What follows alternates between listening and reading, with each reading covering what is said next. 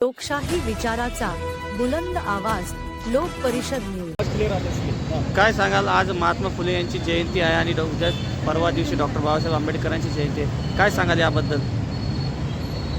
मी महात्मा फुले जयंतीनिमित्त शुभेच्छा दिल्याच सर्व भारतीयांना, परंतु आज 135व्या जयंती डॉक्टर बाबासाहेब आंबेडकर यांच्या 135व्या जयंतीनिमित्त सर्व भारतीयांना मी हार्दिक शुभेच्छा देतो। आणि माझी एकच अपेक्षा आहे, मी कुठल्याही प्रकारचं राजकारण करीत नाही, पण मी समाज हिताचं काम आज छत्रपती संभाजीनगरमध्ये करतो। माझी एकच अपेक्षा आहे, ज्या त्यागमूर्तीनं इतका मोठा संसार केला आणि भारतीय घटनेचे शिल्पकार डॉक्टर बाबासाहेब आंबेडकरांना घडवण्यास त्यांचा सिंहाचा वाटा आहे, त्या माता रमाई। मग माता रमाईचं स्मारक छत्रपती संभाजीनगरला कधी? आज माझी दलित समाजाकडून, माझ्या समाजाकडून मागणी आहे का ज्या रमाईनं इतकं त्याग करून संसार केला, बाबासाहेबांना बॅरिस्टर बनवलं, भारतरत्न दिला, मग त्या रमाईचं स्मारक आज छत्रपती संभाजीनगरमध्ये व्हायला पाहिजे। केंद्रात राज्यात सरकार असून कोणती अडचण येते तुम्हाला? किती बी भूखंड पडले ना, मी पहाटेचा शपथविधी जर 5 मिनिटामध्ये घेत असाल, सरकार इकडं तिकडं जर 5 मिनिटात बदलीत असाल, इकडे आमदार तिकडे फोडीत असाल, मग माझ्या रमाईच्या स्मारकाला अडचण का? हा प्रश्न मी शिवसैनिक म्हणून करतो। हे कुठल्याही प्रकारचं राजकारण नाही।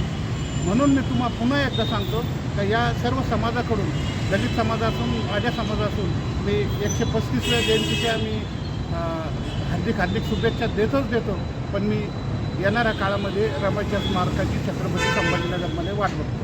या संदर्भात तुम्ही पालकमंत्र्यांशी काही भेट घेतली का स्मारका संदर्भामध्ये? मागच्या वेळेसनं वेळोवेळी मी यावर कमीत कमी 10 वेळेस भेट दिली असतात।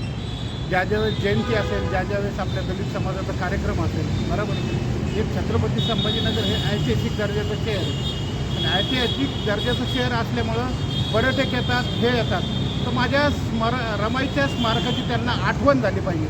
म्हणून मी तुमच्या चॅनलद्वारे सांगतो की तर तुम्ही समजून घ्या, तुमच्या जास्तीत जास्त पत्रकारापर्यंत हा माझा मुद्दा पोहोचावा। कारण राजकारण नुसतं स्वतःचं पोळी भाजण्यासाठी नसतं राहत, तर समाज हिताचं काम करण्यासाठी राजकारण असतं। राजकारण उद्धव साहेबांनी बी केलं, हे बघितलं असेल तुम्ही। आज 2 लाखापर्यंत कर्जमाफी इमिजिएटली 5 मिनिटामध्ये कुठेही आठली चटणी न करता केली। समाज हिताचं काम केलं। करोनामध्ये सगळ्या जगाने उद्धव साहेबांची दखल घेतली, ती फक्त समाजासाठी लढले। त्याचप्रमाणे माझी रमाई लढली, म्हणून मी स्मारकाची वाट बघतो। आणि दुसरी गोष्ट, आज राज्यात केंद्रात सरकार असून आज गोरगरीब जनतेला त्यावेळेस सांगितलं होतं की आम्ही सत्तेत आल्यानंतर आम्ही संपूर्ण कर्जमाफी करू, हा त्यांचा मुद्दा होता। परंतु कुठल्याही प्रकारचा आज शेतकऱ्यांना दिलासा नाही। दररोजच्या संभाजीनगरच्या घाटीमध्ये 2-3 आत्महत्या होत्या। तुम्हीसुद्धा इन्क्वायरी केली होतं की नव्हता? आज खरोखर इतकं सरकार जर संभाजीनगरमध्ये आमदार, खासदार, राज्यमंत्री, कॅबिनेट मंत्री जर संभाजीनगरमध्ये बसेल असेल आणि गोरगरिबाची असे जर परेशानी होत असेल, तर ही खरोखर खेदाची गोष्ट आहे। कारण आज मंत्री असो का संत्री असो, त्यांनी संभाजीनगरच्या घाटीमध्ये महिन्याला चक्कर मारून काय गरिबाचे आश्रू पुसायचं काम ह्या लोकांनी केलं पाहिजे। कारण हे सगळे शून्य लोक होते, आज बाळासाहेबांच्या आशीर्वादाने इतके मोठे झाले, ते समाजाला फक्त निवडणुकीपुरते आमिष देऊन मतदान घ्यायचं आणि नंतर त्या समाजाकडे डोकूनसुद्धा पाहायचं नाही। ही घटना छत्रपती संभाजीनगरमध्ये जाणतो।